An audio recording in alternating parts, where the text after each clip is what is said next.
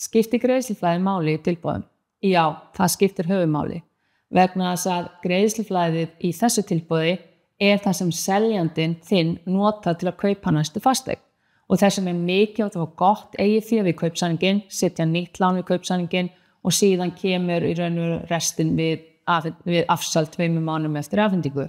Og svona dæmigerð til dæmis fyrstu kaupa eign, segjum 50 milljóna króna eign og þú ert að taka 85% lán, þá myndir þú kannski setja 6,5 milljóna við kaupsamning og nýja lánið og síðan kæmi þessi 1 milljón sem stendur út af, kæmi afsalið og það mikilvægt til fyrstu kaupendur sérstaklega sem að nota séreignarsparnaðinn sinn að láta hann fara við afsalið vegna þess að þú færð ekki að taka hann út fyrir en að þú ert búin að fá þinglýstan kaupsamning.